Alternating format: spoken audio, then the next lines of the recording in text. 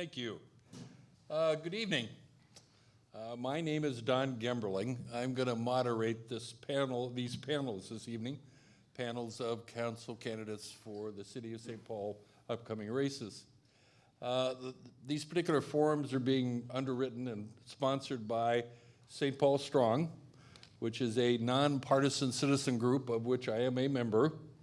And we also want to thank the good graces of the Neighborhood Network Community Cable Access TV folks who are providing all the tech support. St. Paul Strong, I have to do the part. Please turn off your phones, okay? Aha, I see people doing that. So, okay, so I did that part. St. Paul Strong is an acronym for the following letter.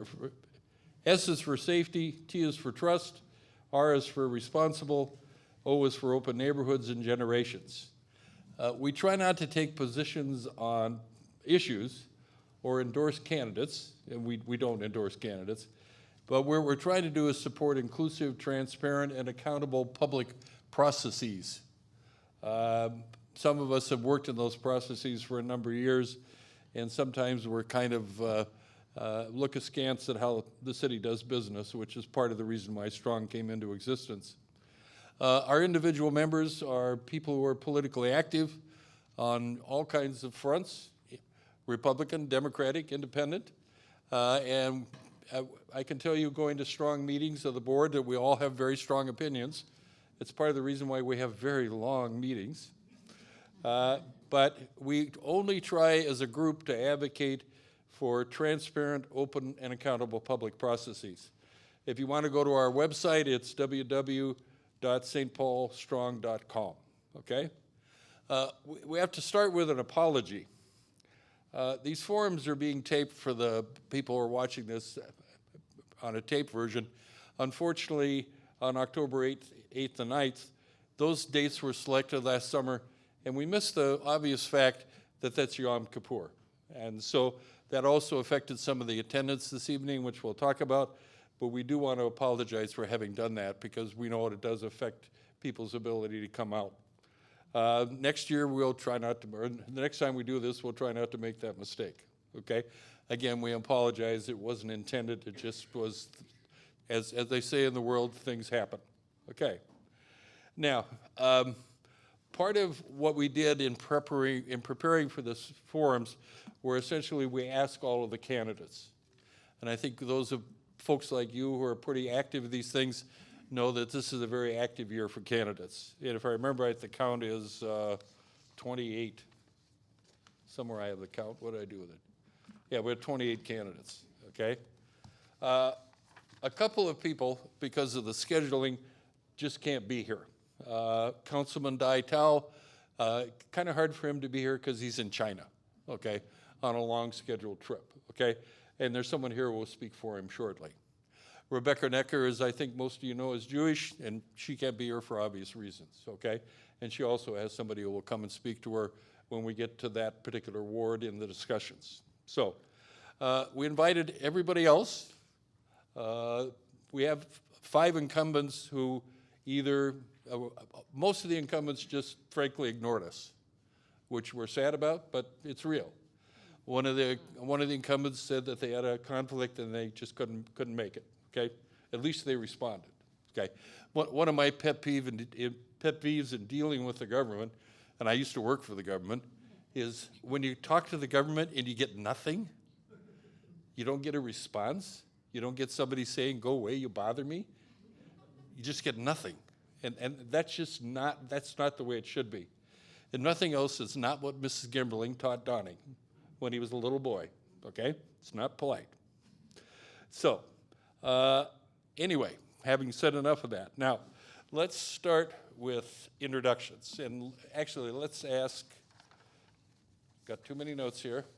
I'd like to have Ta Fang come forward and make a statement for Councilmember Tao, and then I'll introduce the rest of the panel. Ready when you are. You can do it. All right, so hello and good evening, everyone. So my name is Ta Fang, and so I'm a mother, wife, daughter. I'm also a real estate agent and a businesswoman. And you know what? I just met Dai a year ago. And actually, I was going through a health and weight loss journey, and I gave him a call one night, and I knew him through the public eye, right? But I didn't really ever get a chance to talk to him one-on-one, and I just kind of gathered all the courage and call him up one night because I wanted to talk to him about community health. And you know what? He actually picked up, and I was surprised. I was like, "What? You picked up?" I just was prepared to leave him a message. But definitely, and that's who Dai is, and he definitely has encouraged and helped develop me into the person I am today. And so, more importantly, I also serve as a volunteer for Dai Tao's council member campaign. And so, today he can't be here with us, but he did write us a letter. Okay, so I'm going to be reading from his letter. Dear friends and neighbors, thank you for coming out tonight, and thank you to those who are viewing from home. Thank you, St. Paul Strong and SPNN for hosting tonight's candidate forum. I do apologize that I cannot be there in person due to a work-related trip that has been planned for months. I feel incredibly honored to serve the hardworking, courageous, and resilient people of Ward 1. We are a community of survivors and inspiring Americans not afraid to make our city a better home for all of us. I could not be more proud to call you my friends and neighbors from all corners of the world. My friends, I am DFL, Fire and Labor Indoors, and tonight I am asking you to rank me as your #1 choice for November 5th and allow me to serve you again. After losing 2 of my sisters and a brother during the Vietnam conflict, better known as the Secret War in Laos, and after surviving the stricken refugee camps, my family made it to Minnesota. I didn't speak a lick of English, and I grew up in the dirt poor and roach and mice-infested public housing.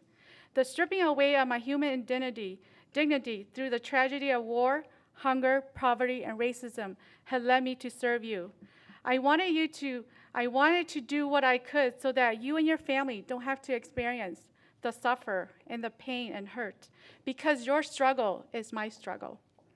When you elected me in 2013, I went to work right away, driving the hard bargain in City Hall, bringing City Hall to the community, and uniting us all across race and culture, gender and generations, faith and neighborhoods. Today, we created and preserved the most affordable housing options in the city to fight gentrification. Today, we leverage over $250 million in private investment to blight the Midway site and over $40 million to Black-owned and operated businesses to increase tax revenues. Today, we expand our parks, including Midway Peace Park, the new Frogtown Community Center, Frogtown Park and Farms, Jimmy Lee Play Area, and Vivi's Playground in the Boyd Park. Today, we advocated for police body cam and to remove police officers from the Police Civilian Review Commission to create trust and transparency.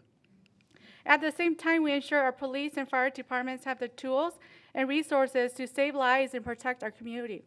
Importantly, together we invested in our future by investing in our young people with quality after-school and library programs and good-paying jobs. Increase the minimum wage and protected workers with earned sick and safe time. My friends and neighbors, I believe that the quality of life for my children also depends on the quality of life for you and yours. I have a history of getting things done for you no matter how difficult. We have created so much progress for all of us. We have come so far on this journey towards racial justice. Now is not the time to hit the reset button and start all over again. Now is not the time to divide and put Black, brown, and white people against each other. Now is the time to unite. Now is the time to fight for others' hopes and dreams. I am Council Member Dai Tao, and that's what I want to continue doing for you. I hope you will join us and vote Dai Tao coming as your first choice on November 5th. Thank you so much, and sincerely, Dai Tao. Thank you. Thank you, Tom. Brief word about the format for the balance of the evening, and this will hold true for each of what we're calling the segments. After we introduce the candidates, then I'm going to be the person who asks the questions, okay? We got the questions by asking people to send us questions, and some of us actually did. So, and I've gone through, we got a lot more questions than we have time to work through. I've gone through and kind of prioritized them. I didn't totally prioritize them about things that I care about, For example, we're going to have some questions about TIF. As some people know, TIF drives me crazy, mostly because I'm not any good at numbers. So that's why I went to law school. So anyway, I will be asking the questions, and each candidate will have a chance to answer each of the questions. We ask that you kind of keep your answers to a couple of minutes, if at all possible. And with that, I'm going to introduce folks. To my immediate left is Akeem Bowie, or Bowie? Anika Bowie. Anika. Anika. And I practiced. It's all right. I really did. Anika Bowie. So, which I learned is a Mississippi name, okay? And so, you know, I was watching the Alamo the other night. Is that really bad one that John Wayne did? Oh, God. Anyway, so next to her is Liz Delator. Yes. And next to her is Abu Naeem, otherwise known as the Frogtown Crusader, who, as you can probably tell, has an alternative identity in this world we live in of superheroes. And I think what I'm going to do is I ask the questions. I'm going to start with you, the first one, move down, and then the second one I'll move to Liz, and so on. Okay, that way you don't have to always be first. In the course of the candidates hearing things from one another, if you want to ask one of the other candidates a question or follow up on something, feel free to do so. Okay?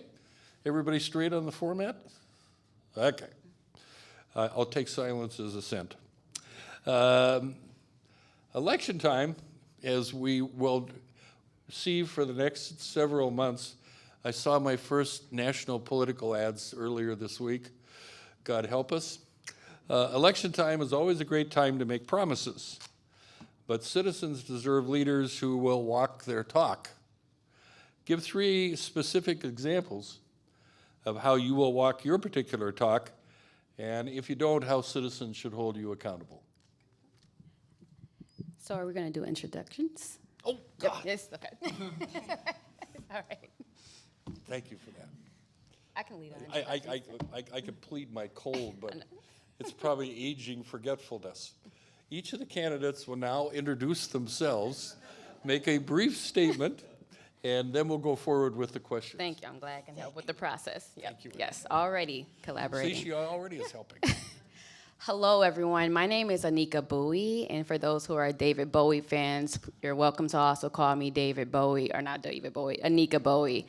It's I come from a family of business owners, of educators, of community cooks, community activists. My family actually came from Mississippi and Texas, actually, fleeing racial trauma, racial terrorization, and coming to Minnesota 100 years ago, actually, seeking to have a safe and welcoming place to build a family and have the grandchildren that they have today and the future they hope to see. So I wear many hats. I come to this candidacy with a multidimensional experience. I am the vice president for the Minneapolis NAACP, which is the oldest civil rights organization in the nation, and it's a strong honor to have that position, especially as the youngest vice president of the Minneapolis NAACP across the nation. I'm also serve as a commissioner for the Police Civilian Internals Affairs Review Commission, appointed by our Mayor Carter, where I do police oversight on community relations, public relations, and really focused on bettering our trust and our transparency with our police department. I also have the honor being organizer on behalf of the Minnesota Restore the Vote Coalition, where I lead and coordinate over 80 organizations and government agencies to help issue those who are disenfranchised on felony probation or parole their right to vote, and to advocate strongly to make sure that everyone has that sacred right to vote that many leaders before me have made possible for our community. And I'm also a former educator. I'm a proud educator of St. Paul Public Schools. After I graduated from Central, then later on Hamline University, I had the honor of really, opening and unleashing possibilities and opportunities for many of our children, also investing in their communities and empowering them to see that that government is working on their behalf, and that, empowering them on challenging and holding accountable our government, as well as seeing the positive influence of them working on issues. My priority that I am bringing to my governance as a city council member is to make sure that we have a strengthened collaboration with community as well as government. I'm also a consultant and have done several projects with our Ramsey County, Hennepin County, and Dakota County, and have really partnered with our mayor to make sure that he's lobbying on behalf of getting the resources to Ward 1 and resources to all of St. Paul. And it would be an amazing honor to move forward, certain issues and helping us troubleshoot processes and coming together on so many issues that presented themselves. I'm sure we're going to be talking about trash. I'm sure we're going to be talking about TIF dollars and how our tax dollars are actually working for us. And also what's really near and dear to me as a daughter of a community grocery store owner, how we can build on economic development, and we can, create pathways for the residents in Ward 1 to find themselves on a pathway out of poverty and onto a pathway of education and raising their families and investing into our tax base and really seeing their tax dollars work for them. It would be an honor to serve you as a city council member. I think we're at a time right now, at the right time in the right place, to where we can't vote out Trump in 2019, but we can change the face of our future here in St. Paul. We can change the narrative and change the leadership with someone who is willing to have a new approach to governance that is holistic, that's transparent, that's honest, and also community-centered. And I hope to be that for you, and I'm also willing to share how we can start now and not wait till November 5th for the clock to start ticking on doing this development and making sure that we are building a truly strong St. Paul. Thank you. Thank you. Liz? Thank you. Thank you so much for being here. My name is Liz Alatorre. It actually means from the Watchtower, since we were talking about that earlier. I'm a first-generation American. I'm the proud daughter of Mexican immigrants who immigrated to the United States in 1984, and actually were naturalized during the Reagan administration's policies. I'm the first person in my family to go to college. I'm a renter. I'm a community organizer. I spent a lot of time in the past organizing on issues, and I actually worked for Congresswoman McCollum for 5 years previous to the work that I do now. And I'm an advocate. That's what I've been doing for quite some time, whether it's on the campaign trail or on issues. It's something that I'm really passionate about. But I'm running because I really think that we need to put individuals like you and me back at the center of decision making at City Hall.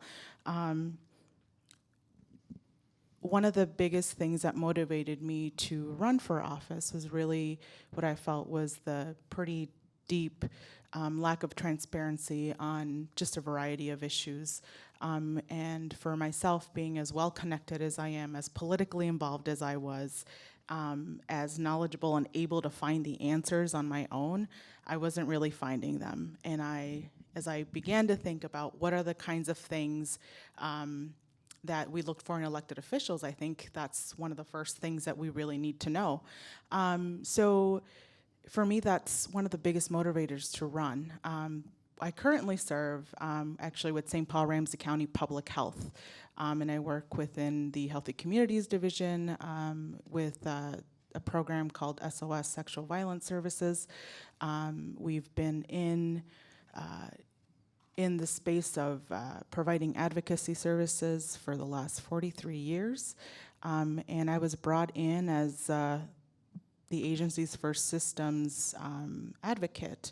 So my job is really to figure out how all the systems that interact with victim survivors and figure out how they work and how they don't work.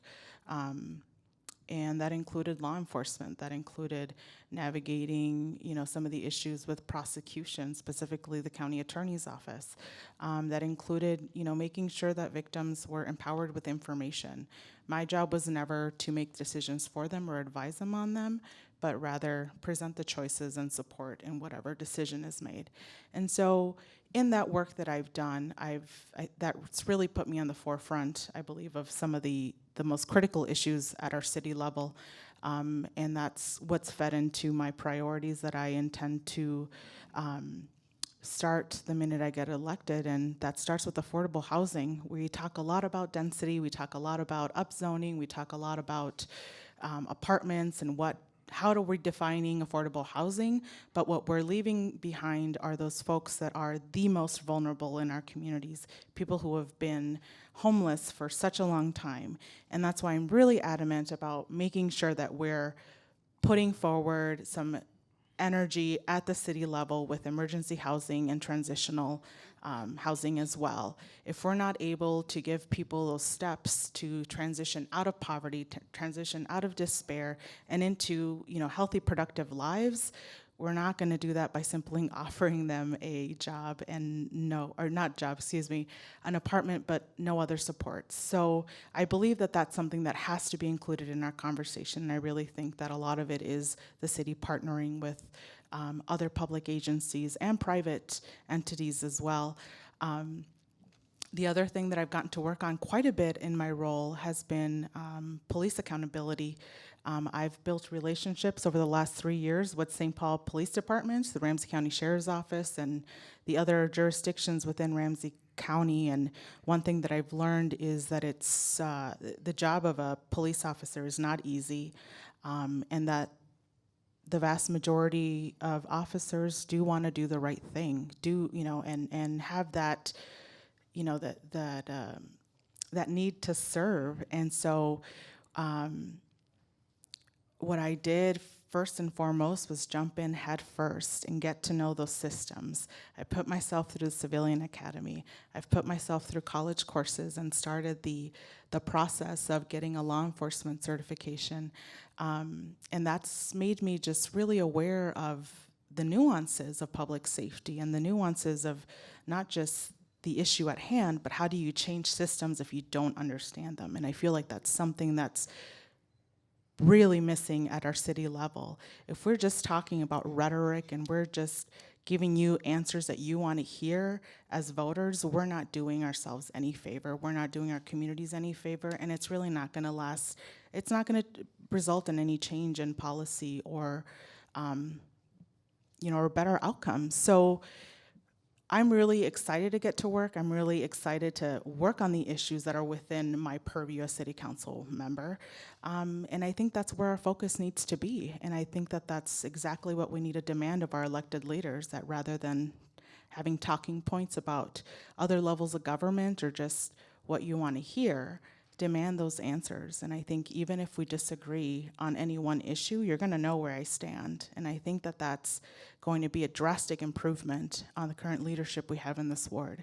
And I think we can work through that discomfort, and I think that's how you really build trust, and that's how you make change. And that's certainly what we've done as advocates with law enforcement and with the criminal justice system. And there's really no reason we can't use that same approach in our everyday city governance. So I look Liz. forward to talking to you guys. Thank you so much. Thank you. Abu? Hello, can you hear me? All right. So my name's Abu Naeem, and I'm a Bangladeshi citizen. So like I was born in Dhaka, Bangladesh. I came to America when I was 2 years old by the Diversity Visa Lottery Program. We're raised in New York City, and my parents grew up in poverty and blue-collar jobs. And I have a master's of science in agricultural resource economics in UC Berkeley. And I'm a former education data analyst for South Washington County Schools. And I'm currently the founder and programmer of the St. Paul Open Data Initiative. And the initiative is essentially taking public data from different sources, so mostly from St. Paul municipalities and departments, taking that information and then creating reports, interactive reports to engage the public. So, for example, right now I actually took the voting data from the Minnesota voting records and showed that there's systemic inequities within our voting systems. So, for example, from 2015 city council election, from the age group of 18 to 20-year-olds, only around 1% voted from the age group of 18 to 20-year-olds. So this shows that within our city, to young people, they don't really value why local elections sort of matter. And so one of the things that I'm running, one of my motivations for running is to really empower disenfranchised community members. So one of the things I've noticed when I did some community organizing around safety is when I knocked on doors, I've noticed that many residents did not even know that our government even do things, or they got disillusioned by the process of our local systems. And when I talk to our elected officials, city council members, why is the case that people of color, disenfranchised members, why are they not participating? They use poverty as an excuse. And I am frustrated with that. It creates a cyclical thinking where we're actually kind of like babying people without giving them the opportunity for them to really empower themselves and get their voice heard. So this is why I'm running. And one key thing so there's two issues that I'll be focusing on. One is citizen engagement. And the question I ask is, right now we live in the technological age, digital age. Why are we using technology of 200 years ago to try to connect with people right now? So this is where, if you think of a town hall or being physically present to a place to be engaged, there's so many different tools that are available to do authentic engagement that really can help people who are busy with a multitude of jobs, but also for childcare or anything of that sort, they can be engaged while taking care of their child at the same time. So Okay. these are, Thank you. okay. So, okay. Now, questions? Pardon me?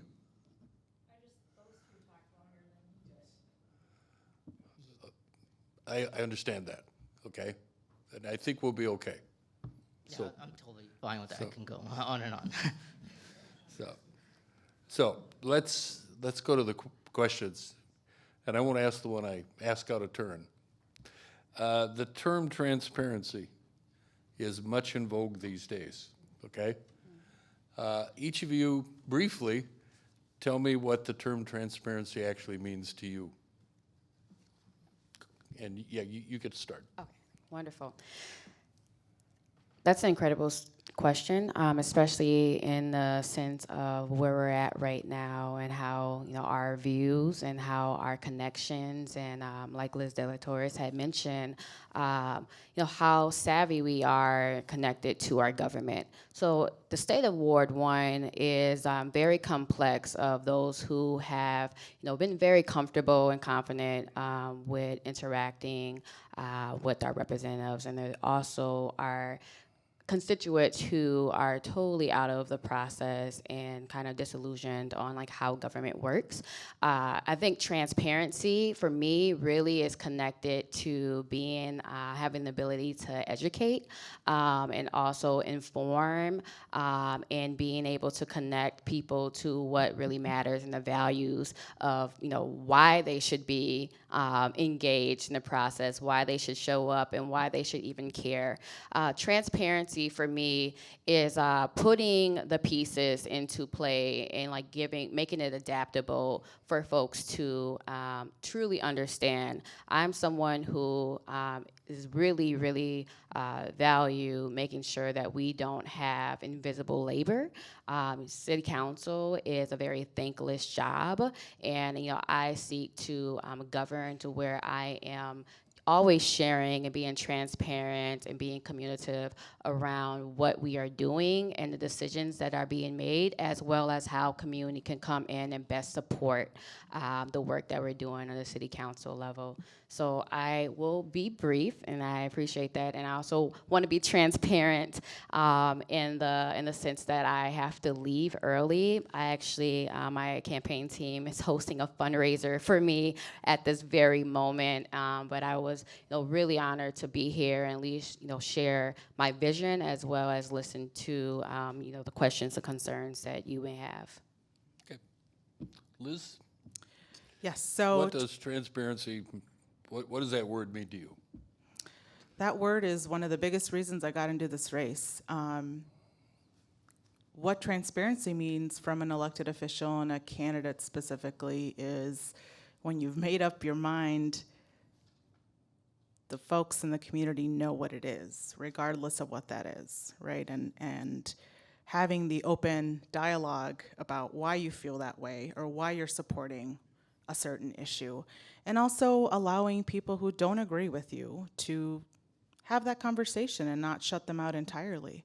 I think that's something that's really missing in our local politics. It's certainly missing at the federal level.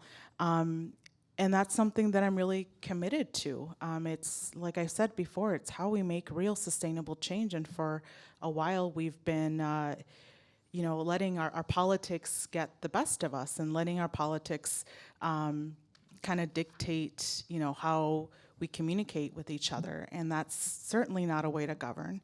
Another thing that I think specifically leads to my commitment to transparency is to be really honest about the issues that I have a purview over and those that I don't.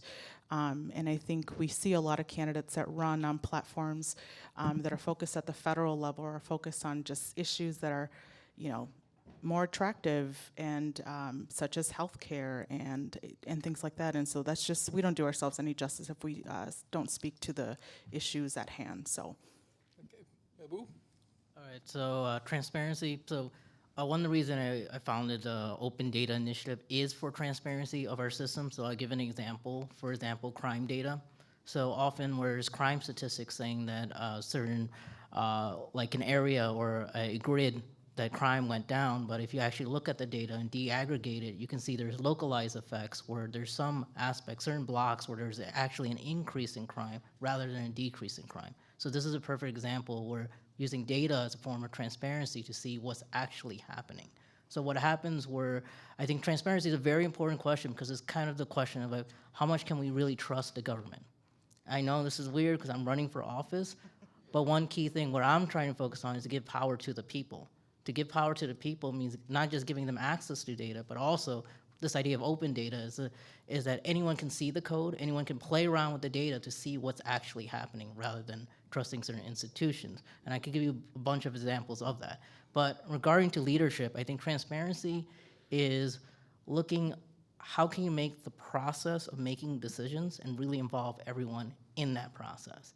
And this is not just a listening session. It involves of actually educating people before they go to the listening session. So what's the point of a listening session if you don't know what's going on? If you have no knowledge, no nothing, you're pretty much kind of like a sheep, being carried forward to go a certain direction. So my goal is to really educate people, to understand how data works, understand the processes, so that way they can participate fully, and also they can communicate with each other without shouting matches. And the last thing I would say that I also signed the Pro-Truth Pledge. So this focuses on looking at facts, looking at data, but also to admit when you're wrong. So one key thing that we don't see with our politicians, no offense to anyone, but they don't admit when they're wrong. If you're not able to admit when you're wrong, then you create distrust. So one key thing in transparency is not just having data out there, but to admit your mistakes and you learn from them. And I am here, I will admit, I'm human, and will make mistakes here and there, but I'm here to learn, I'm here to be, so that's where some aspect of transparency. And I would say probably the last part of transparency would be, related to the institution. So like one key thing is that power should be distributed to others. So how can we, the knowledge, community knowledge, is available to many community members rather than one couple of people. Because often we just rely on experts. There should be community experts. So I think that's where part of transparency is, to build the infrastructure and knowledge, community knowledge, to really hold both our community and our leaders accountable. Thank you. Thank you. We got 5 minutes left or less. If you were on the city council when the garbage contract was negotiated, how would you have done things differently? And we'll start with Abu. So I'm the only city council member that's voting for no for the referendum, and so I just want to make that clear of the city council candidates. But how would I do differently is, one is there was certain feedback that's gotten from the residents. So from that feedback, it doesn't seem like the city council, when they made their contract, was actually listening to that feedback. So my key focus is, if I'm going to work for the organized trash, is focusing on equity and also environmental behavior. So for example, the opportunity for opting out, by not allowing households to sort of opt out, it sort of impacts the affordable housing, like it impacts the cost of rent, because in a multi-residential household, they have to spend a separate bin for each one of them. So this increases the rent. And second is, because you cannot opt out from getting a bin, then you're forced to, you can't share with others, so you're forced to consume a lot more. So there's no incentive to actually reduce your waste. So those are two important behaviors that I consider very important. And also in the city, we always talk about affordable housing, and this is a clear failure of that. So this is where, and also last thing is that when there was a lawsuit that occurred with Judge Castro, this was the perfect opportunity to renegotiate and get those features in our new bill. And in fact, I wrote a letter to Mayor Carter explaining that there was an opportunity to make this organized trash collection process even more better than it was before. And he could have taken that opportunity, but he decided to double down. And I think this is where a lack of transparency, if you want to say, is a perfect example of that. Thank you. Liz? Yes, so this is an issue I've dug into quite a bit. And one thing, regardless of, you know, how we're voting on the referendum, and just to make it clear, I am voting yes. But one of the things that really boggled me throughout the entire process was, how did the city enter a legally binding agreement 8 months before it went up for approval at the city council? And that just stinks to me. That kind of just reeks of either incompetence or, you know, complete lack of oversight. And you think about these big institutions and local governments. I mean, I work for Ramsey County. There's lots of bureaucracy, and not just processes and procedures and, you know, rules, but there's also a lot of people that things have to go through. So I really wonder, at what point in our process did either one person or a lot of people miss the fact that we're bringing this issue to the city council when it's already been decided. That's the one thing I can't really seem to get over. And I really do believe that someone's got to be held accountable. And if it's not our elected leaders, and someone got bad advice at the city attorney's office, at Public Works. And so I would like to see some accountability on that issue, and really to, you know, have a discussion on how that was, you know, not the way to go, and admit that city leaders were wrong, and go back to that. But I think another thing too, and hindsight is always 20/20, but it's pretty clear that if the city was going to get into the business of collecting our garbage, then they definitely should have gone with the RFP as opposed to the small consortium of haulers. That would have definitely lowered our price and made them probably more comparable to those over in Maplewood, which often get compared to the rates we pay now. Yeah. Okay. And we're out of time. Go ahead. Oh, quick close. Oh, all right. And this time I'm going to hold you to a minute. Okay?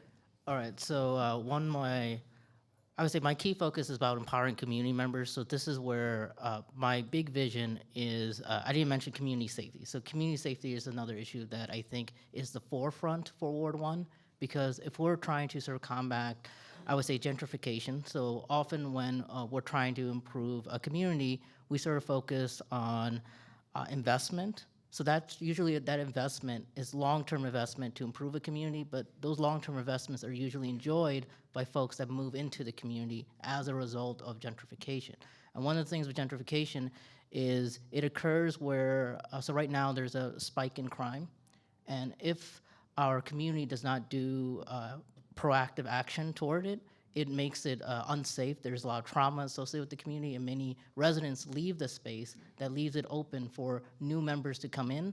And up to that point, then there's going to be increased police force there, and it will be slowly become gentrified. I've seen this in New York City, San Francisco. This happens in many progressive cities as well. So this is a progressive city, but we can actually learn from the past and try to avoid it, and not just avoid it, to sort of correct for it. And the best way for correction is to make sure that the community members within Ward 1 stay there, because we make it safe, because we build a community, build relationships that they don't want to leave.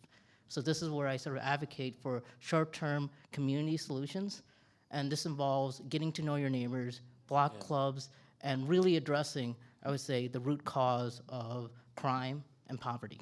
Thank you. And Liz, you get to wrap it up. Thank you.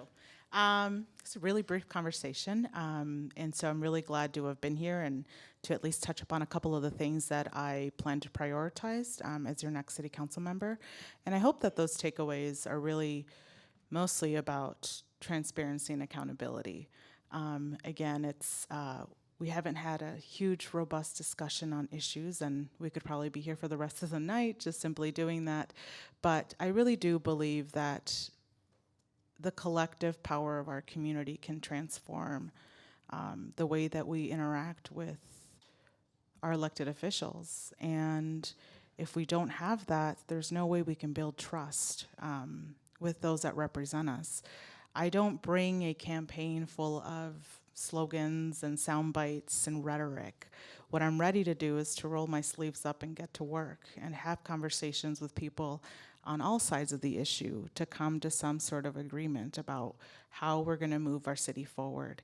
And that's going to be a really tough conversation to have, because if we're not bringing in revenue, we're not going to be able to do all the things that we want to do. And in this climate specifically, if we're going to have something, we're likely looking at cuts elsewhere.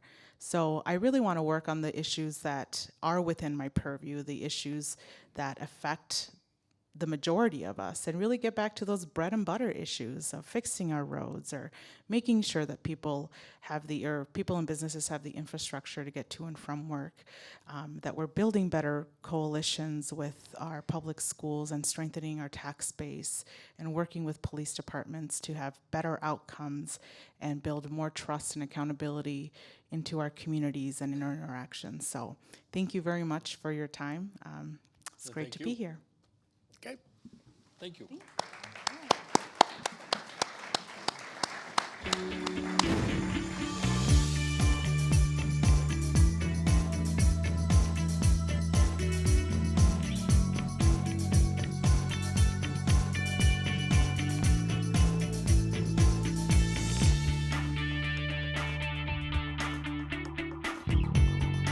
Okay, as we mentioned earlier, Rebecca Necker can't be here tonight for obvious reasons. However, she sent Bill Alton, Brian Alton. John, you called him Bill. And he's going to speak for Rebecca. Go ahead, Brian. Thank you. My name is Brian Alton, and I am a resident of Ward 2 and a supporter of Councilmember Naker. I have been asked by her to read her statement. Thank you for the invitation to attend today's forum. I would have very much liked to be here, but I am unable to attend tonight because I'm observing Yom Kippur, the holiest day of the year in my Jewish faith tradition. I appreciate the opportunity to have this statement read for me instead. I'm running for re-election to the City Council because I believe in the power of local government to make a difference in people's lives and to fight back against the inequities that hold us back as a society. All my life, I have worked to make sure that those who work hard have the opportunity to advance and be fulfilled. My experience serving on the City Council over the last 4 years has helped me understand the workings of city government, build the necessary relationships to get things done, and understand how to translate constituents' needs into policy action.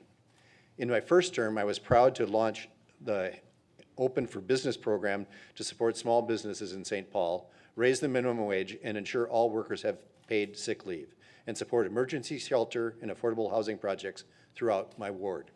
I make it a priority to be accessible and responsive to my constituents, holding regular Facebook chats, community coffees, and happy hours. If I am reelected, my top priorities will be to ensure all St. Paul families have access to high-quality, affordable childcare, to support local business owners, to build more affordable housing, and to restore the council's ability to hold city departments accountable for effective performance. I will also continue to focus on providing excellent constituent services.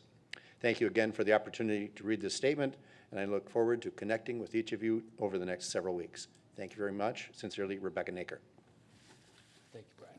So, one of the candidates who indicated they might be here for Ward 2 was Helen Myers, and I guess she couldn't make it for whatever reason.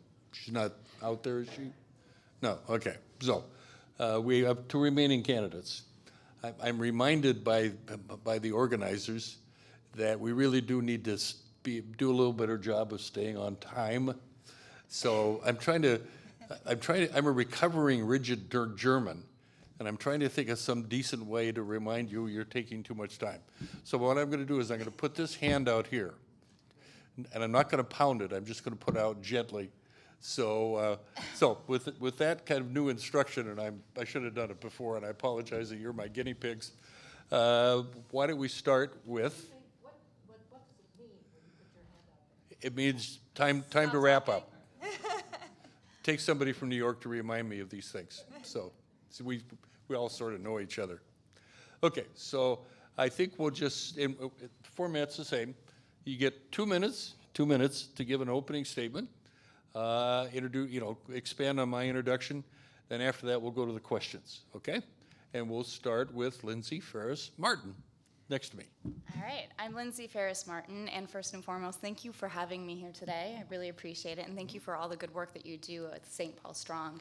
I'm happy to share my opinions and insight today, but make no mistake that my neighbor's voice will carry me through this process of a city council person, and I will always be considering how any policies that come my way or any decisions I have to make, I will constantly be asking myself, how will this benefit my community? How will this benefit my neighbors? I'm a small business advocate and a social media consultant. What I do on a day-to-day basis is engage my small businesses with their community organically to help them market their business and really support their community so that way their neighbors will have an affinity for who they are. It's a working relationship back and forth. This is my daily job 24/7, as is social media. I have an innate passion to make a difference and a sincere passion for my neighbors. I get that from my grandparents that I spent my summers with. I watched them do amazing things within their communities and support their neighbors, and has driven me to be the person that I am today. I'm humbled to be endorsed by the Veterans Party of Minnesota. It is a nonpartisan organization that, like those who serve and stand strong, I will work hard to uphold the integrity of our Constitution and our city's charter. I am running to uplift my neighbor's voice with action, no matter your political affiliations, and do meaningful work with accountability and transparency, representing the majority and not just the select few or personal agendas. Thank you. Bill Housko. Hasko. I'm happy to be here this evening. I would like to ask you something. In recent years, has your quality of life improved markedly under your current city council? Or is it time for a change, a big change at City Hall? If so, I am your best bet for true change in Ward 2. While there is much good that is occurring throughout this ward, at the same time, there remains significant neglect and many issues that are not being addressed well at all, including out-of-control spending priorities, which result in out-of-control property, fee, and assessment taxation. It is harming many, many people, not only homeowners, but countless renters as well. Crime is increasing, and too much of it goes unreported. Too often, community outreach efforts by the city are disingenuous.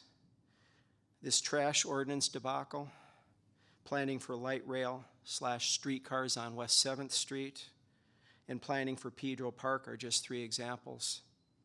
Additionally, I've lost count of how many good people have told me, as I've lit dropped every corner of this ward once, and as I'm now doing a second time, that their emails and phone calls to our incumbent's office have not been returned. And let's not talk about canceling your July 4th fireworks. Good grief. Again, I'm very happy to be here this evening, and I will do my best to answer your questions. Thank you. Thank you.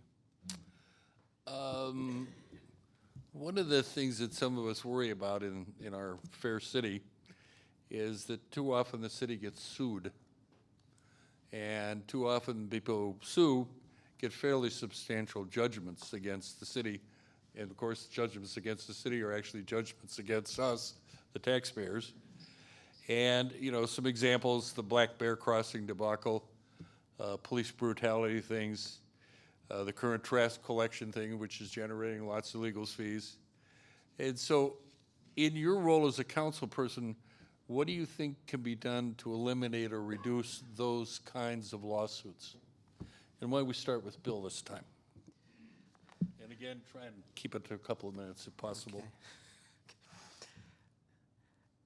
You know, I don't know, there's things in front of us that the city just, they ignore, you know, these potential liability issues. I'm gonna give you 2 that have been on my mind.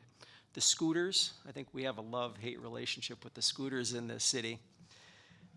That's a liability for the city waiting to happen, in my estimation. I mean, there's a sign on those scooters, do not ride them on the sidewalks.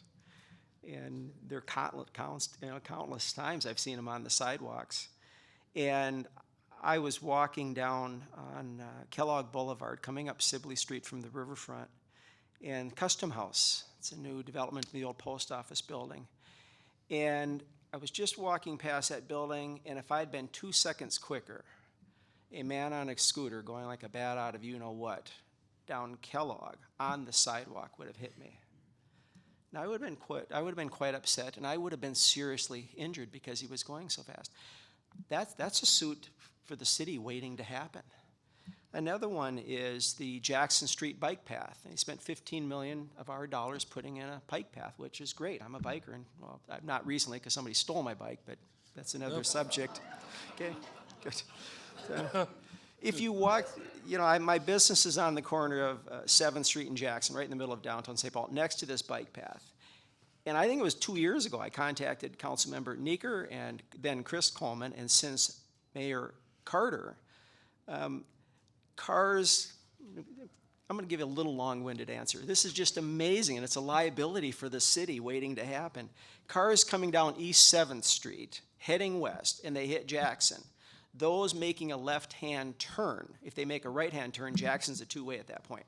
But if you make a left-hand turn, it's a 1-way. But a lot of people don't know that. And because the bike path is there and they put landscaping between the bike path and the actual traffic lanes, I have honestly watched 250 cars take a left there and go down the bike path. I have written the city several times at length, in June particularly, to our incumbent and the mayor saying, this is a massive liability for the city waiting to happen.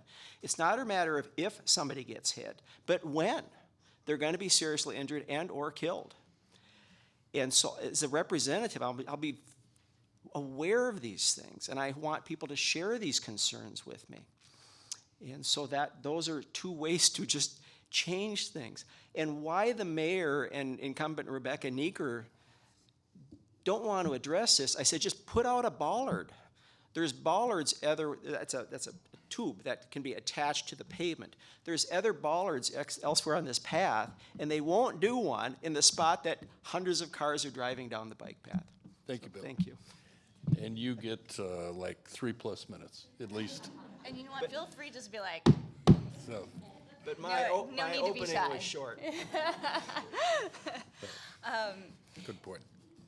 some ways to avoid lawsuits. Again, my initial statement talks about the integrity of our city's charter and our state constitutions. If we leverage those in our decision makings, it'll propel us to do the right thing from the beginning. Personal agendas often get in the way and muddy our constitutions and our charter. Sometimes our city council and our leaders feel that maybe the charter is just there for, I don't know, looks or appearance, and feel that they can move their way around the city charter or the Constitution. But if we hold it to its integrity, we'll be in the right. Also, if our intentions are good and for the benefit of the majority of our community, that will lead us down the right path all the time.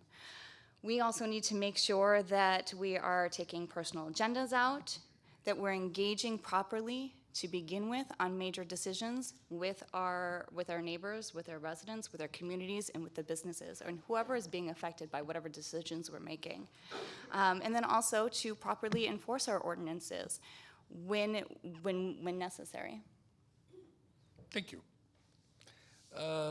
Let's try something a little different.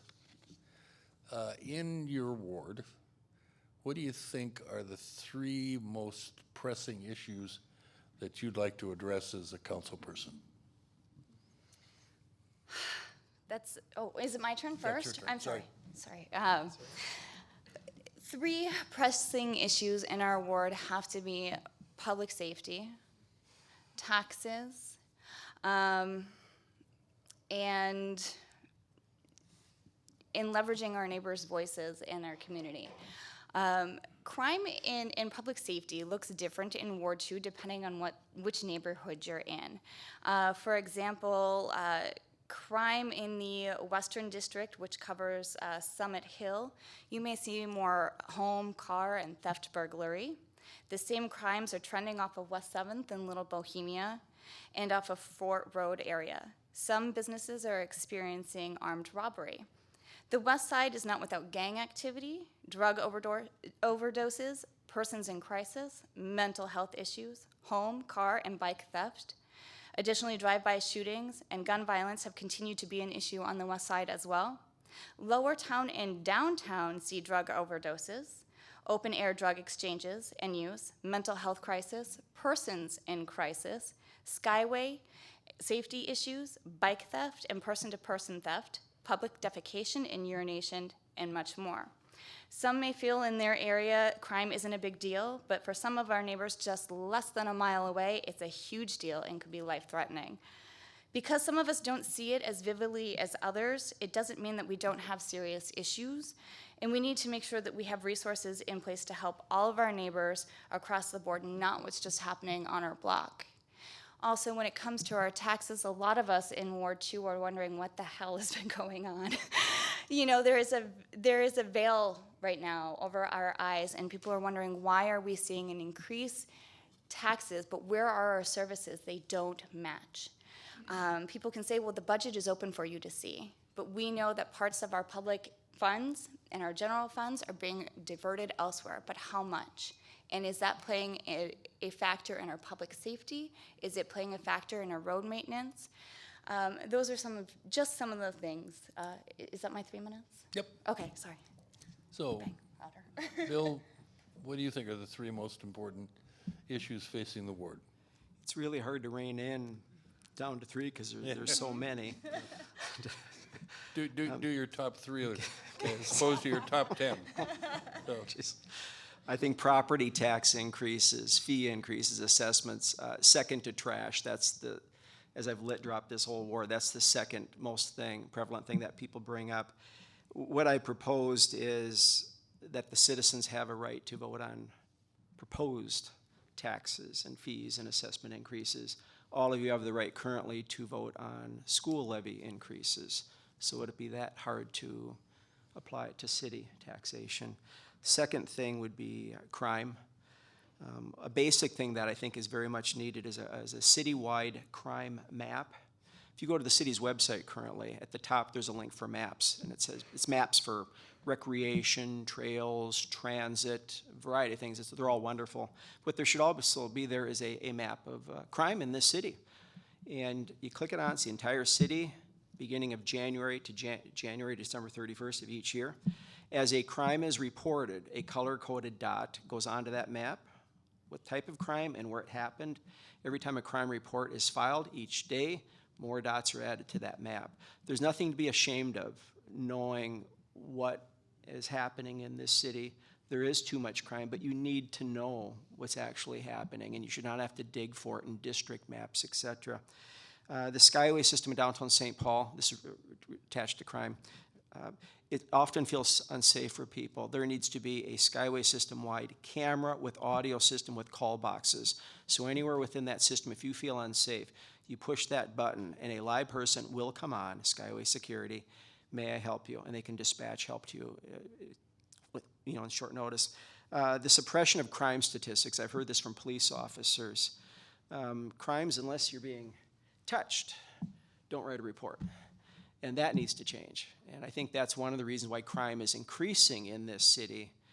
There's this permissive attitude that certain lower level crimes are okay and nothing's gonna happen to you. So it's just building. Third one really quick, City Hall interaction. When you send what I would like to see is when you send an email communication to City Hall via the city's website in the future, you can hit direct or public. Public means if you say public, everybody can read what you've sent. And the city's going to, I think the whole, again, so many people say they don't hear back from City Hall when they've communicated. That needs to change, and it will change if I'm elected. I could go on, but I'll stop. Thank you. You both mentioned property taxes going up. What are some ways you think we can get them under control? Are there specific things you think that we ought to target on to help reduce city expenditures? And I think, Bill, you get to go first. I'll be honest, I'm not prepared to say what should be cut necessarily within the budget. If I'm elected, the 2021 budget, I want to hear back from you what you think is non-essential spending versus what is essential spending. I will say one that I think we could, maybe a lot of us are in agreement on, is the mayor's staff seems to be rather robust, and we could probably do with half the people in there, and the city would get along just fine. There's sales tax is a voluntary tax, and the city could be doing much, much better than it is attracting people to the city to spend discretionary income. And I could give you a list of things what could happen, but I just promise you if I'm elected, they will. Thank you. Lindsay?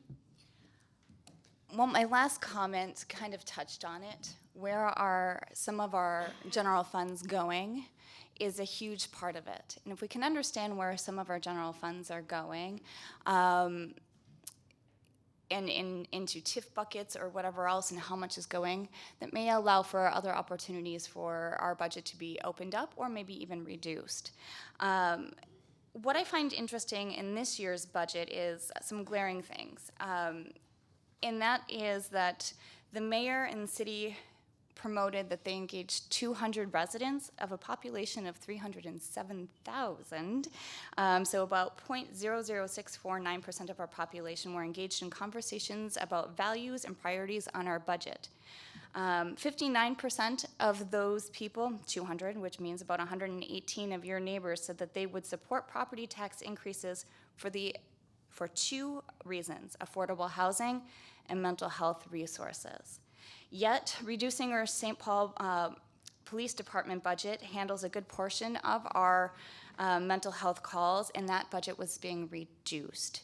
So that's a glaring question. Along with $250,000 from the St. Paul Police Department, mental health budget was actually given away, given back to the mayor. He gave it to the fire department, and they weren't sure what to do with it.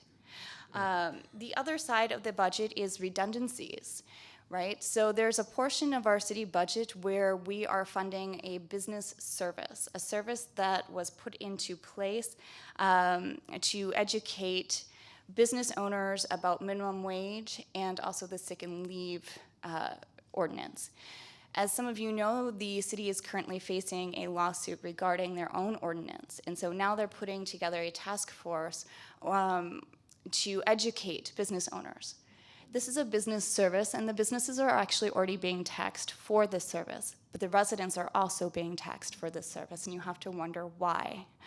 That's one area. So looking through the budget and looking through redundancies, whether it's staffing redundancies, as Bill hit on, or whether it's these special committee redundancies or what have you, there's room in our budget for things to be edited out and realigned. Thank you. Back to a question, which is actually my favorite question, but anyway.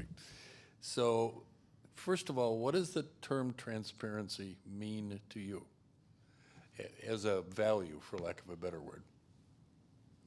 And you get to start this time, so. Thank you. I just have to write words down so I don't forget to say Nope, them. I understand. Transparency to me actually has two other words that are a part of the definition, and that's responsibility and accountability. If we're going to be transparent in what we do, we have to be accountable. We also have to be thoughtful in what we do, and we have to hold ourselves responsible. Transparency means that what we're about to do or something that we're going to do or whatever is in front of us makes sense, it's thoughtful, and then we can be held responsible if need be. Transparency in city has a lot of issues. It can bring up conspiracy theories. It can bring up heated debates. You know, he said, she said, or what have you. There is a huge need for transparency in city leadership. And I think, too, when we remove personal agendas or party affiliation at the city level, we open up the door for transparency because there will be more thoughtfulness, and if there's responsibility built into it and accountability. Thanks. Bill? Same question. What does transparency mean to you, particularly as a value? Well, three examples that haven't been transparent is about the trash issue, streetcars planning on West 7th Street, and the Pedro Park planning for downtown St. Paul. I don't know if any of you are aware of that. It's just a fiasco. And streetcars are a close second. Actually, I mean, it's all really bad. And then the if any of you want, send Michael an email. He's helping me with my campaign, info@hoscoforward2.org. And I will send you 50 pages, an email thread between me, Councilmember Rebecca, Mayor Chris Coleman, Mayor Carter, about Pedro Park. You will shake your head when you read that. And getting back to, I'm going to be a little redundant here. Earlier, I talked about the city's website needs to be upgraded. Getting back to transparency. When you send a communication to the city, if you hit public, everybody's going to see it. How many of you been online and did a thumbs up or a thumbs down on an article? Put up your hand. You ever done that? Okay. And you've also had the opportunity to post comments relating to what you're just reading. A lot of the miscommunication that I witnessed personally for years, and a lot of you have witnessed in this room for a variety of other issues, will just evaporate if the city's website is changed, as I've suggested, and will happen if I'm elected. Thank you. Thank you. There's discussion that we ought to give whoever develops the Ford site maybe up to $115 million in TIF funding. Starting with Bill, yeah. Number one, what do you think of that idea? And if we do that, what sense do you have, what impact that has on other programs in the city? So it's actually a two-part question. And we're getting down in time. I've gotten the 10-minute high sign, just so you know. So, Bill? Well, I mean, the Ford site is one of the most remarkable developable sites in America right now.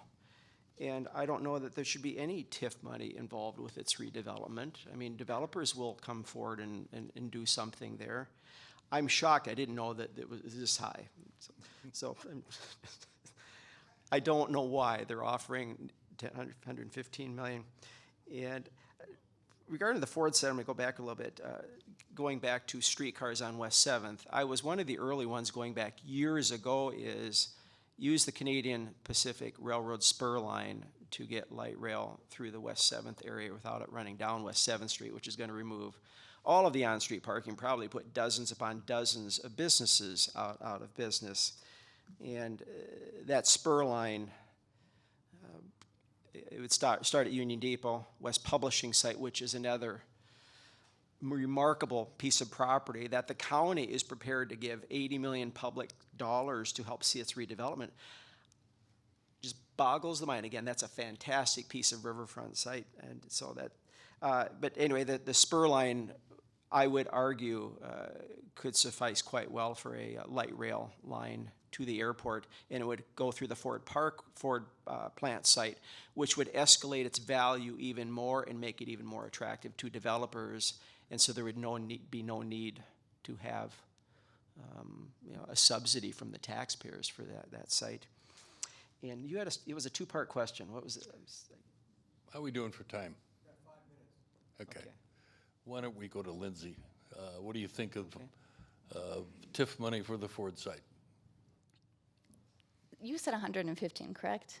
That's what I'm told. Another report said 107, but regardless, it makes me wonder how much of our general fund is in the TIF fund. How big is that piece of pie? For people who don't know, TIF money is our general fund. We're taxed for it. It's our general fund that is then moved to this other lot for development. When we talk about transparency, this is where it comes into play here. Most people don't understand that it's our tax dollars that could have been used elsewhere towards schools, our roads, public safety, which is an issue, or other city basic needs. And right now, St. Paul is struggling when it comes to our basic needs. Does the Ford plant need our development money, our TIF money? Do they need it so much that we're willing to risk educational programs, or that we're willing to put our neighbors at risk for drive-by shootings? Additionally, there haven't been studies done necessarily in St. Paul that have proven economic development has occurred using our TIF dollars. Okay. Outside of what would happen naturally. Sorry. Thank you. Couple of minutes each, I think, for closing statements. You got to start, so we'll give Bill the opening of the closing statements. So go ahead, Bill. A couple of minutes. First, I would like to thank St. Paul Strong and St. Paul Neighborhood Network for making tonight's event possible. I think it's. Secondly, and most importantly of all, I would like to thank those in attendance and even those at home who will be viewing this event later for being here and for taking an interest in these important races. I'm applying for a job, ladies and gentlemen, although I'm quite happily self-employed right now. A job to work for and represent at City Hall, citizens of Ward 2. Really quick, how many of you are from Ward 2? Yay, that's great. That's great. And I will serve you to the very best of my abilities if you hire me. I promise that things will change for the better, much better, in this ward and in this city. And hopefully on our journey, there will be more new faces representing other wards as well. Together we can restore St. Paul's luster, and together we can improve your quality of life here. We can. I do hope to be working for you come this January 2020, and I mean that. Thank you. Thank you. Lindsay. So some of you might wonder why I decided to run for city council. In June of this year, I was interviewing my third real estate agent and considering to put my house on the market. I would have been the 11th neighbor between April and June of this year to leave the west side. We were victimized by a problem property that had drive-by shootings, stabbings, and open-air drug use, feet in front of a school and a playground. Our neighbors fought tirelessly 24/7, 3 in the morning, 4 in the morning, calling the police and working with the police department for 10 months straight with little to no response from our city council, our mayor, and not just one city council member, but several. We ended up losing 10 of our neighbors who gave up. They couldn't do it anymore. They left. Collectively, these neighbors had spent over 250 years on the west side, and they are gone. It was hard. I told you earlier that I have a passion for my neighbors and I have a passion for my community. Watching them leave because they were frustrated and scared was horrible. On top of that, we had the trash issues and we have tax issues and we have basic need issues. And we weren't alone. So I hope to earn your votes so that we can experience the difference in city council services through someone who considers it an honor and a gift to be a public servant and a representative. Thank you. Thank you both.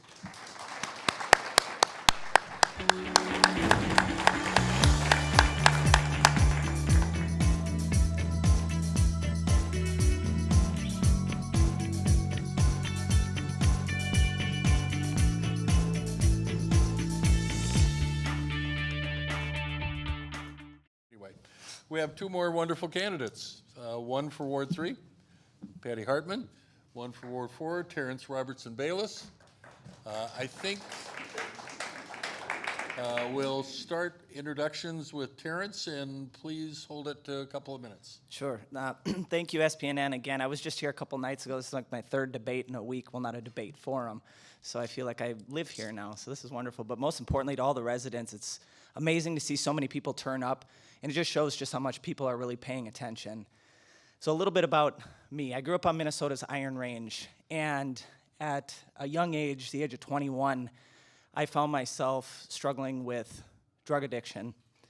I was homeless, living out of my car until my car was repossessed, and I was in and out of jail. And this is something that I talk very openly and candidly about because it's part of my journey and it's part of my story. And I knew at a very young age that something had to change or there was a very good possibility that I could die. And it was then that I enlisted in the military, which I accredit to truly saving my life. After I enlisted, I re-enrolled in college. I graduated with a degree in biomedical science. And from there, I went on to build from the ground up the substance abuse prevention program for the Minnesota National Guard to serve the entire state. I was then asked to lead the substance abuse and suicide prevention programs across a 7-state region for the military. I've deployed twice. I just got back from my second deployment overseas where I conducted strategic planning across 13 different countries in the Middle East. And oh, by the way, I'm openly transgender, serving underneath Trump's administration as an openly trans soldier, fighting in tooth and nail for equity for trans rights while my president keeps trying to kick me out of the military. After I returned home from deployment in July, I was hired by Minnesota State Colleges and Universities as their project director for diversity, equity, and inclusion for all 54 campuses across the state. So I went from going through all of those things at a pretty young age to accomplishing all of this. So the issues that we talk about as a city are not talking points for me. These issues are extremely real because I have faced them. And I'm running right now because I think that our city is truly failing its residents. And I don't say that lightly. I really believe that. We've all heard some of the issues that we're facing. You know, year after year, property tax increases, unprecedented levels of violence, our city services are declining, and yet nobody in our city government seems to have a plan. And right now, we need leadership. We need true leadership, and we need leaders, but not only just leaders, leaders that actually listen. And I've dedicated my life to service, and I have, and I always will stand up for the people and the causes that I represent because that's what leadership is. Thank you. Thank you, Terrence. Patty. All right, I'm going to remain seated as long as everybody can hear me. Sometimes I can project better standing, but if people can hear me, I'll remain seated. But hi, I am Patty Hartman, and I am running for city council. And a year ago, I wouldn't have believed that this was going to be happening. But in the last year, I've had the opportunity to get to meet a lot of people in this city and find out a lot of stories about what people have encountered when they try to deal with our local government. And this has impelled me to this point. And I would like to serve you. I really think the St. Paul City is a great place. I think we've got great resources, and one of our great resources is our people. We've got good schools, we've got thoughtful, caring neighbors, and I'm always pleased at how many people I see and find around our community that are great volunteers, and that's certainly been true on my campaign. I have a campaign coalition of all volunteers, and they are some of the most dedicated, intelligent, hardworking, practical people I've ever had the privilege of working with. And I really have to say a big thank you to them, because whatever success we've had so far or will have is really due to this amazing group of people right here in St. Paul.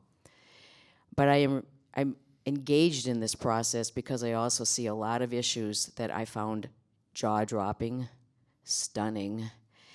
The lack of candor, the lack of transparency is the word we're choosing so often. But I can tell you that as an attorney, when we have relationships with clients, the law says we owe them complete candor. You can't have a true attorney-client relationship without having to be absolutely honest in all issues, in all regards. Otherwise, you aren't really getting informed consent to the decision-making that's going on in a very vital way. And that really troubles me about the city. It isn't just the withholding of information that's very important to the decision-making processes that the people should have a right to engage in. It really turns out, I think, in a lot of cases to be misrepresentation and misinformation. And I find that more than troubling. And that is something that really has to stop. That is one of my main priorities here, is to bring back the transparency and the accountability. Okay, thank you. And nice lead into my favorite question, but I'm going to change it slightly. What specific things would you propose to improve transparency in the city, of the city?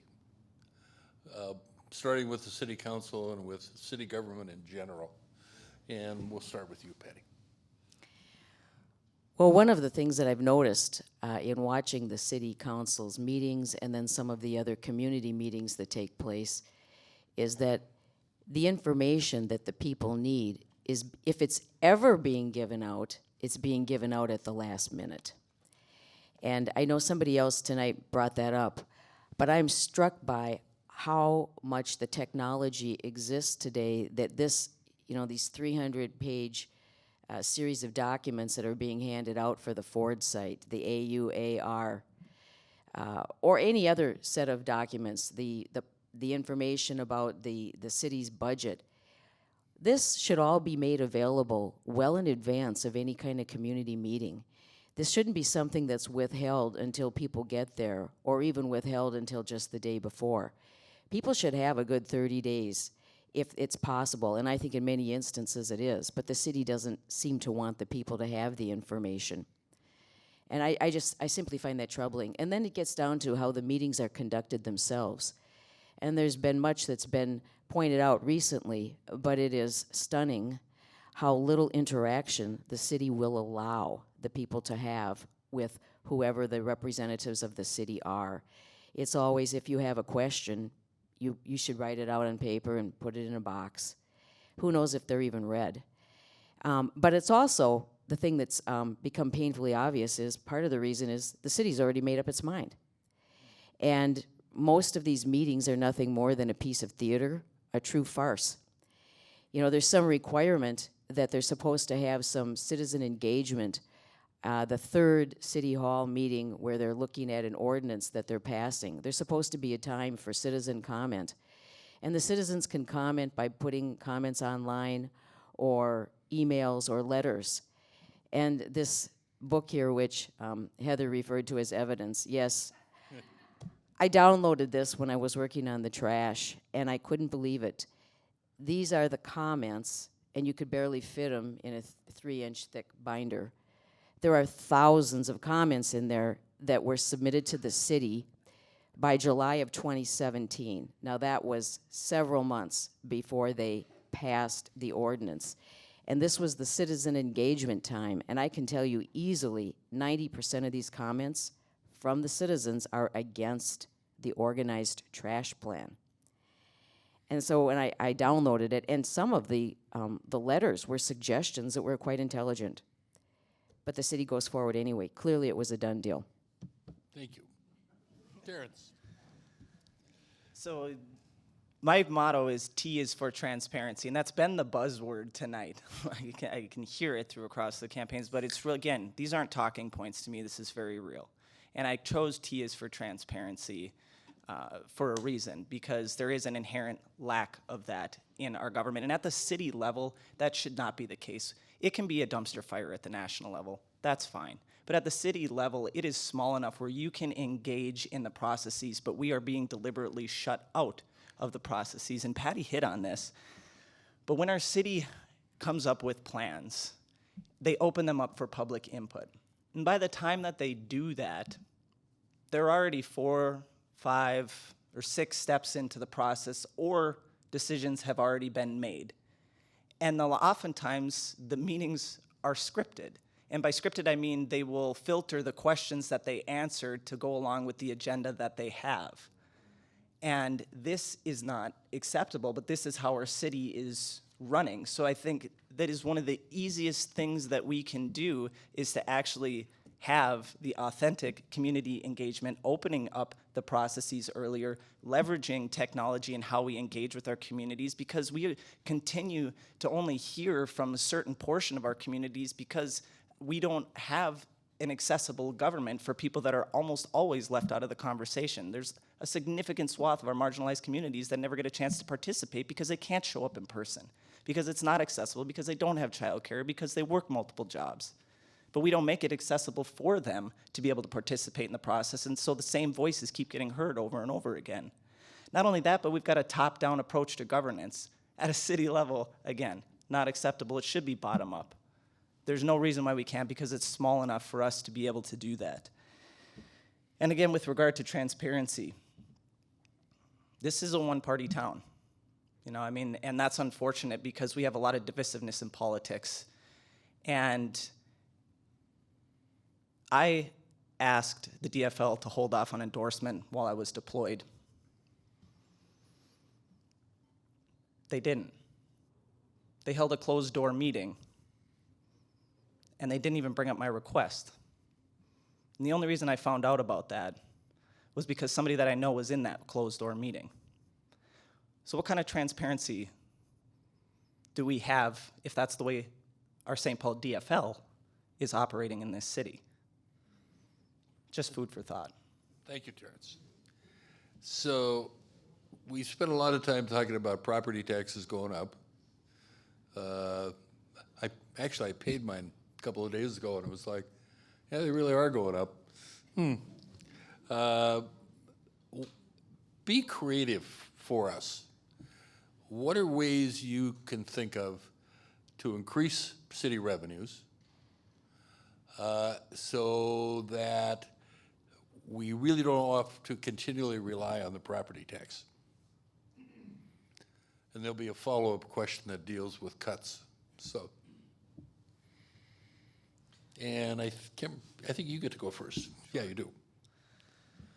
So what's really interesting about our city budget, we are getting asked as citizens to keep year after year tax increases. And most people don't mind paying taxes. We know that we need taxes to fund our city. We need taxes for our schools. We need taxes for our school. We need taxes for our police, our infrastructure, and the list goes on. But most people don't know that our city doesn't have city audits anymore. So the last audit that was done was in fiscal year 2017. So our city is asking for us to keep contributing to their honeypot, and then we can't even hold them accountable on what the heck they're spending their money on. So I know that that doesn't speak to how we increase revenues, but I think that that's all something that everybody needs to know and ask the question, why don't we have city audits anymore?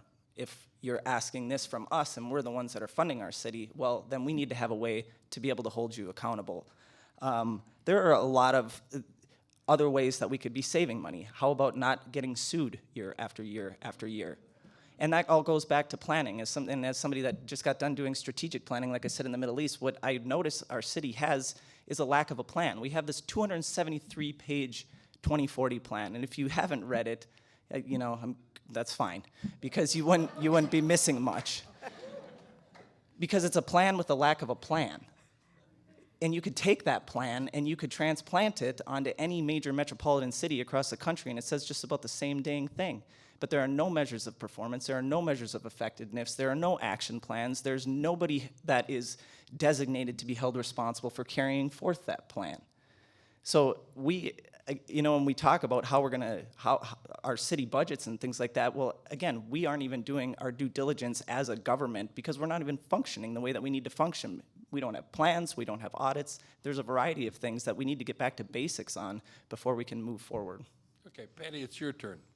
Okay, and if I remember Be creative about how you could increase revenues to the city without raising taxes. I would say getting back to the basics would really help, even though we know we've got a huge deficit for what it's going to cost to fix our streets. One of the problems we have is we could generate more revenues from economic development, enterprise businesses. I've been a small business owner for 35 years, self-employed as an attorney.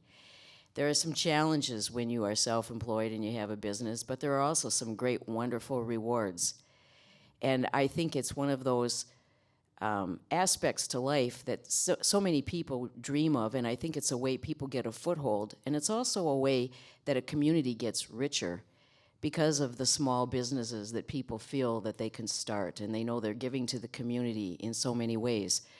And St. Paul is really lacking in business. We've watched the downtown area hollow out. All of the businesses leave. And I've been told that's one of the big differences between St. Paul and Minneapolis. Minneapolis actually generates money that supports the rest of the city in terms of tax revenue. St. Paul is a negative. And it's also a sad place for a person to start a business because of the not sad state of the streets, but also all the issues with the homeless and what are in the streets, people who need social services, mental health. We have so many issues. But I think the city does not take care of the basics. They don't do the housekeeping that they used to do. And I think if we could get back to that and become a climate that is, again, more friendly to small businesses, I think we'd generate a lot more money. Thank you. As you've kind of, I'm going to make an assumption here. In your case, something like this is, it's a safe assumption. As you've immersed yourself in learning how the city currently does business, what are some things to come to your mind that you would change to make the city more responsive to its citizens? And you get to start. I think there should be some pretty strict rules on how these meetings are going to be held so that we can have real public discourse so that citizens can hear each other out in the open. I think that I really believe in group thought. I think that you can get a much better work product from a group of people. I think there's a reason for 2 heads are better than 1, as long as they're not on the same person, right? That's the saying. But it's generally true. And I think that the city is so obsessed with maintaining control over the people that they really don't want people to have the free flow of communication with each other. I think that threatens the power of the city, and that's sad. A really good governance is like a good parent. You would work yourself out of a job. You would give power over to those people that you think you're in charge of. And I think we have the reverse here in the city. I think they are feeding and preying off of their own people. And I think one of the ingredients there is that it's very obsessive about controlling the communications and trying very hard to make sure that what various citizens are thinking isn't shared out on the public waves. So I think we would open up the meetings. I think we do need to improve the city website. It's very difficult to find things there if they're there at all. You'd practically have to call somebody up and see if you could find it. It's archaic. But I think the communication would be a big thing so that people can get the information. I guess it gets back to transparency. Okay. Terrence? Sure. Accountability. And that is one of the #1 things I think we need to have. So change to make the city more responsive to the residents is through accountability.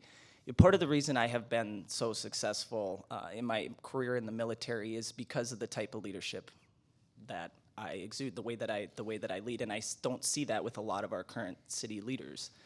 And you need to listen to the people that you serve. Some of the best laid plans that I have ever come up with have been from the ground up because I take the inputs and the feedback from the people that I am serving with and or serving over.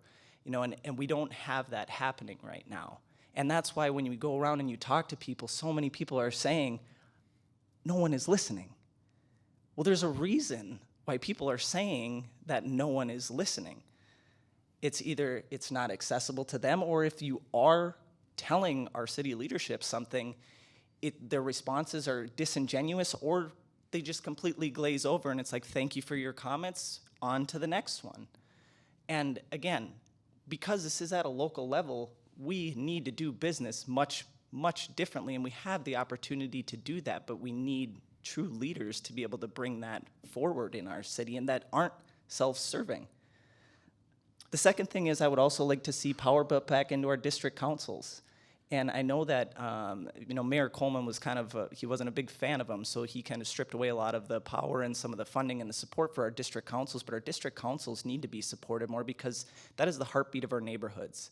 And each little district that we have within our wards has its own character, and they're all unique, and they are really the bread and butter and have the finger on the pulse of everything that's happening within our respective districts. And I would like to see those be supported more and to be that first line of defense, so to speak, between our residents and the city so that they can be more engaged within the processes that we have.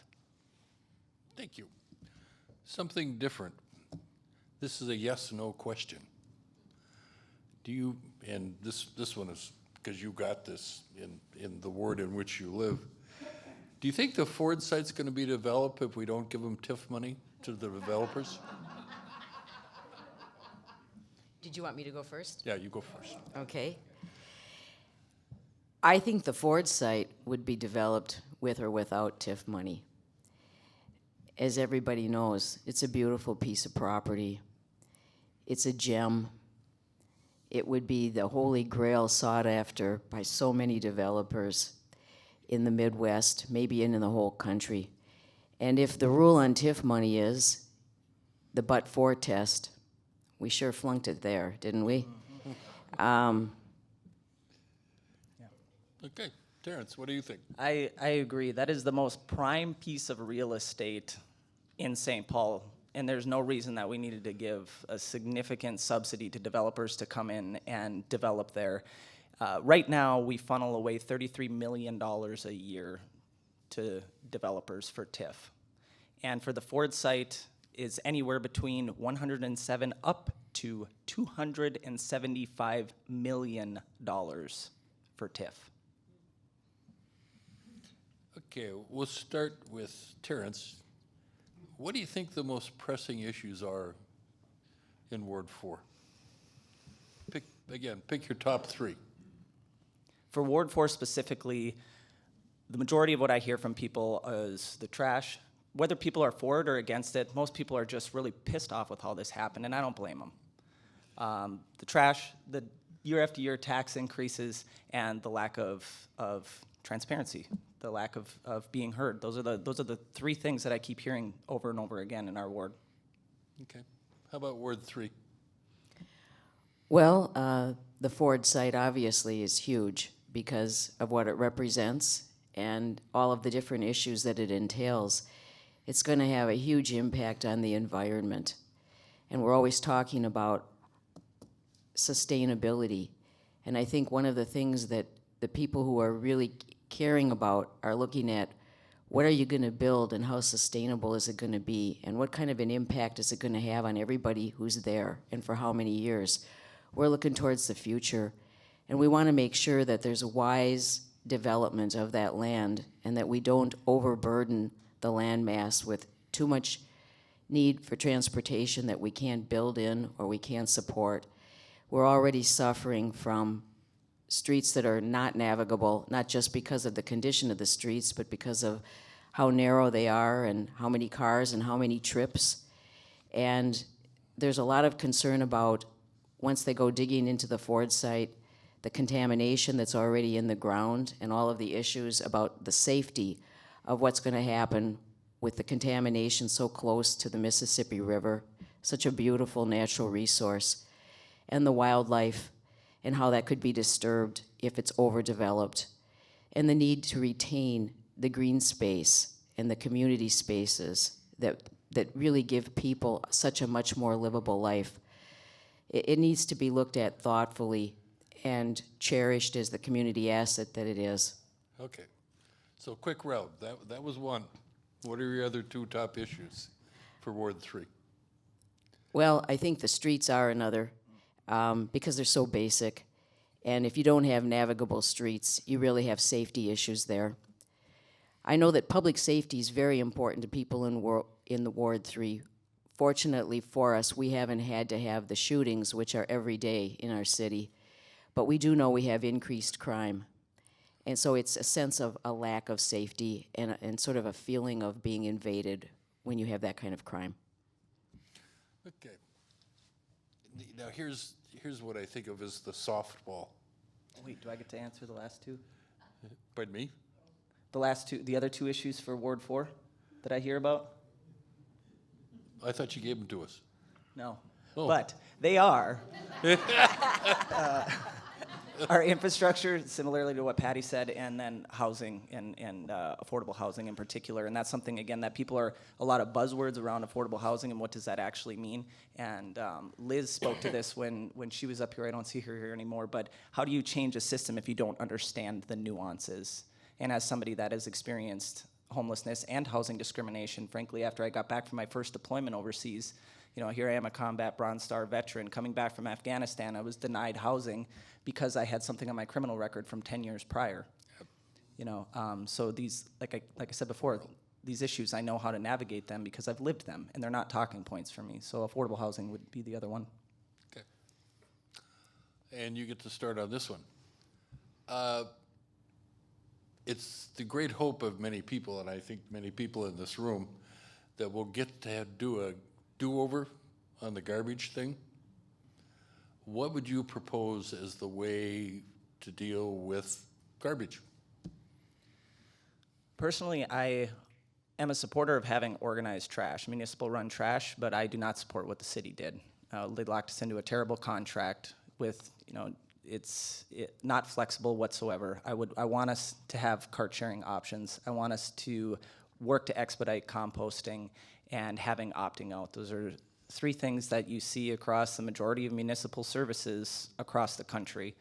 So those would be the three things I would like to have included into our trash. All right. Well, I'd like to do the do-over and have real citizen engagement. And I'd really like to get the word out to all the citizens and let them know we're looking at organized trash again. What's your idea for how it should be run? And this time, you know, do a direct mailing to everybody in the city and let them know how they can get their thoughts, their words into the plan, and start to formulate some idea of how many people are going to support it, how many people are against it, what are the features. I know from all of the communication that I've been involved with for the last year, there is support for a city-run trash plan, but we absolutely have to support the right for people to opt out and to share and to keep the cost down. I also have heard of many suggestions for how we could keep a single truck on a block and still keep numerous haulers. This doesn't mean you have to have just one hauler for the whole city. There are creative ways of dividing up the city into grids and allowing different haulers and keeping our local haulers involved to have some kind of a bidding process for a particular grid. But I would welcome any suggestions from the people, and I think there should be a really serious outreach. Let people know through a direct mailing, let people send some comments into a mailbox that somebody will actually go through and publish, and then start to define some different ideas and let people have another vote on it. Let it be a process of engagement, and possibly start out with a pilot program on just one section of the city before they try to roll it out. Most of the plans like this where we've seen major shifts that I've been involved with as an attorney, they don't force it across the board for everybody. When we switch to electronic filing, for example, we don't file lawsuits anymore as paper at the clerk of court's office. We submit them electronically and upload them to a website. Well, we didn't do this in every county all at the same time. You know, other governmental entities understand the wisdom of doing a little bit of a testing. Sometimes it's voluntary at the beginning, sometimes it's a limited area, but it allows them to tweak it before they start to roll it out and get more feedback. And it's just a much more intelligent process. It involves more people, it's a little bit longer. Last question before we go to closing statements. Almost all the thoughtful commentators talk about part of what's plaguing our politics these days is the infusion of large amounts of money. And I see discussions that we may have city council races in St. Paul cost upwards of $100,000. Tell me in nice, concise terms, what's your reaction to that reality? And I think, Terrence, you get to go first. So, You did this on purpose, didn't you? No, I'm just kidding. everything is on purpose. No. Yes, there is, in my opinion, far too much money being injected into local politics. I have a goal of running my campaign on about $20,000. And that's what it's going to cost for me to get all the signs, the literature, all of that stuff for my campaign. It's strictly for marketing and it's for outreach. The incumbent right now over the course of the last 13 months has raised $140,000.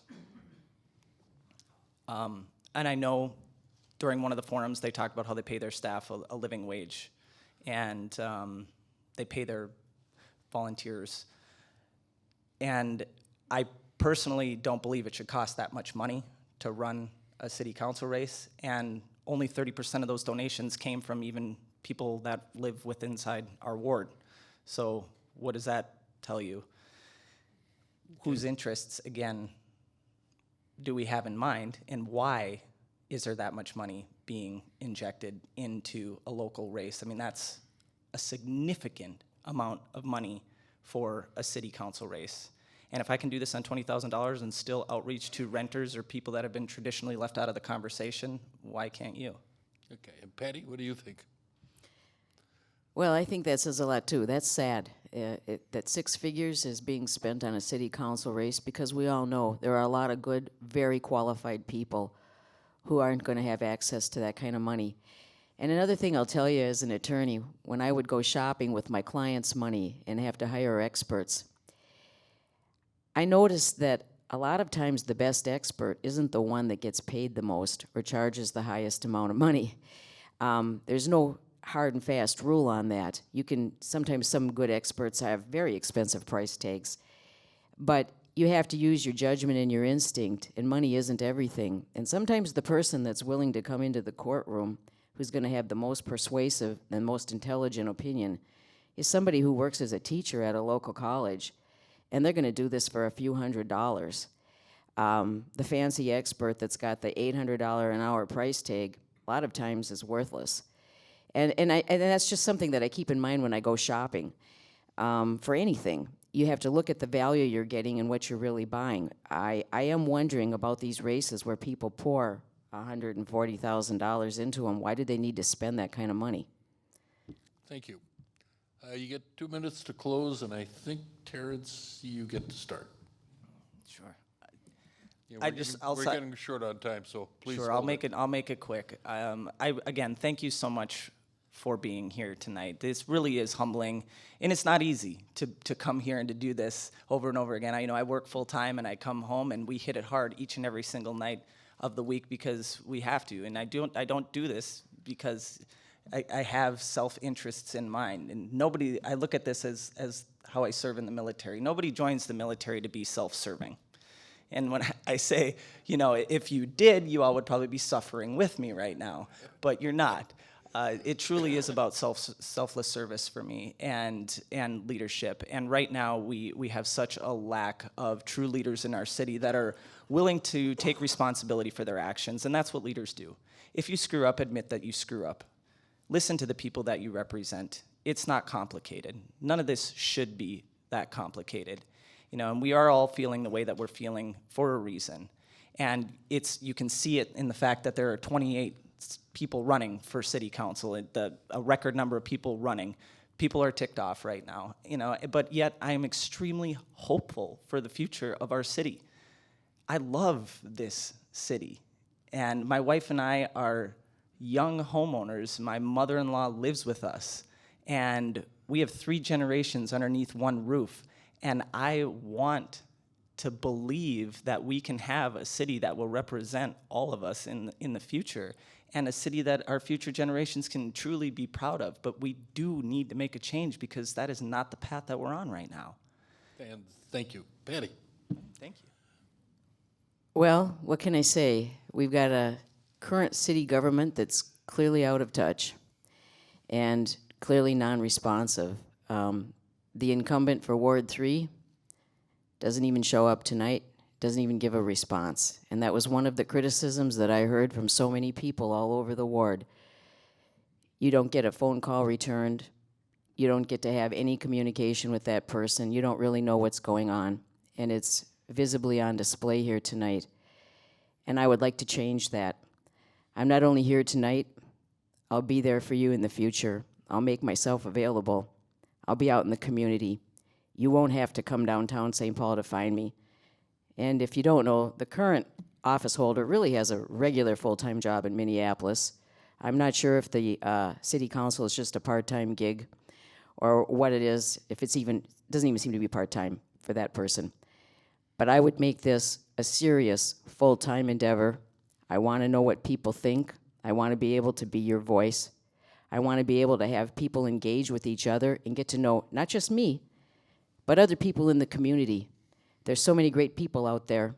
And sometimes I take joy in knowing that I could introduce one person to another person. This is how you really create a good culture. And I'd love to be a part of that. Thank you. Thank you.